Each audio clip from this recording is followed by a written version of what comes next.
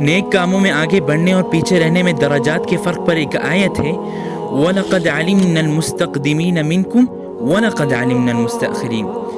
اس آیت کی تفسیر میں کافی اقوال ہیں صحابہ اور ائمہ کے، پر ان میں سے ایک قول امام قرطبی کا بھی ہے۔ تو امام قرطبی نے اپنی تفسیر میں فرمایا ہے کہ اس آیت سے نماز میں صف اول اور شروع وقت میں نماز ادا کرنے کی فضیلت ثابت ہوتی ہے،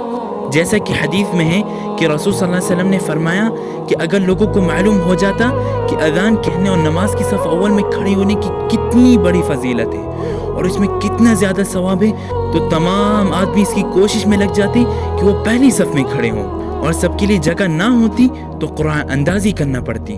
اتنی زیادہ فضیلت ہے پہلے صف میں کھڑے ہونے کی، اور اس حدیث کی روایت امام بخاری اور مسلم نے کی ہے۔